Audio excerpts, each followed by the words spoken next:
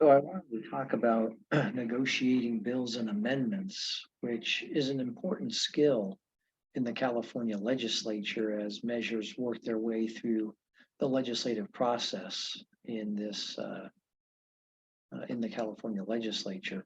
You know, a lot of folks spend their time supporting or opposing bills on either policy or fiscal grounds, and some rarely engage in negotiating bill language for any number of legitimate or appropriate reasons.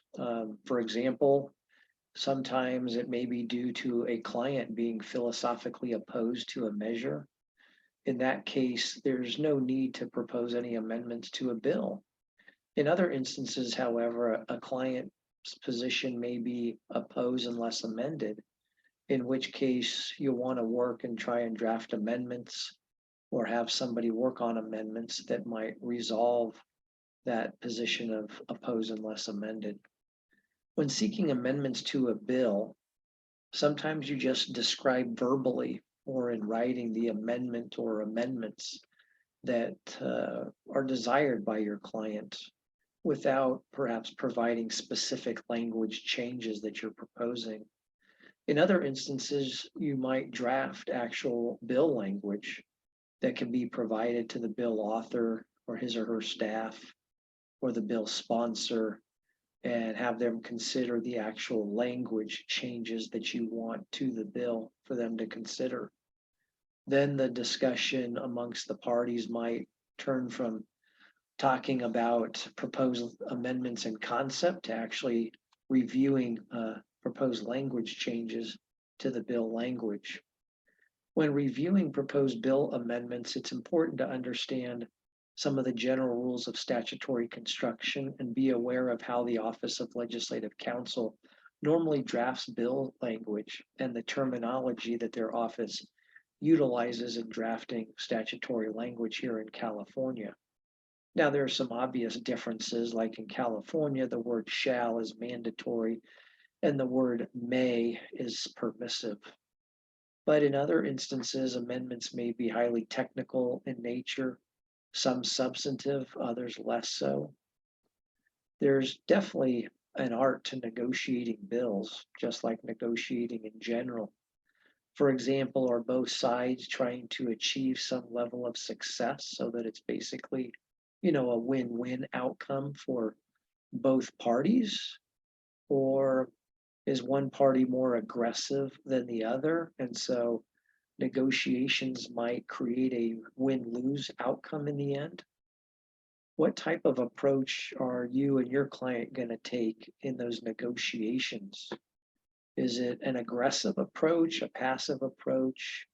Is it making a request or formulating a demand? Is your position one of strength or of weakness? Is the bill important or not that consequential? There are lots of questions like these and many, many others that might influence what type of an approach you take in negotiating bills and amendments to them. The most common negotiating approach in the legislative process usually is ask for more and settle for less. Let's take a simple example. If your client wants to increase a tax credit that exists now at, say, 5%, and they want it to at least go up to 7% at a minimum, you'll likely introduce the bill at a 10% tax credit rate. So this common tactic is introduce a bill that asks for more than you want, and you know that through the legislative process and ensuing negotiations over your bill, you're going to end up at a likely lower amount than you had originally asked for and hopefully settle to your 7% or desired amount. Another key component in successfully negotiating bills is to really understand the area of law that's being addressed by the bill. Because in this way, you or your client are really better able to appreciate some of the key nuances that may be required as you negotiate the bill's provisions and understand the exact statutory provisions that are being added or amended or even repealed. If you're well aware of your client's needs and what their best and final offer is, so to speak. That'll help guide your negotiation, certainly where you begin and where you end up. I think successful lobbyists are ones who negotiate a bill's provisions because they know and understand the existing area of law, what the actual impact will be on their individual client or their client's industry.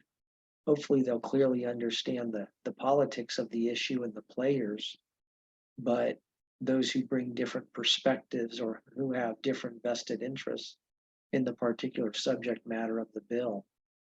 I think it's more difficult to negotiate when somebody doesn't know and fully understand or appreciate the current state of the law and what the true implications of the bill language are. In other instances, we rely on experts, maybe from our client, their company or their association or whatnot, who hopefully we can have them actively involved in the negotiations based upon their level of knowledge and experience and expertise.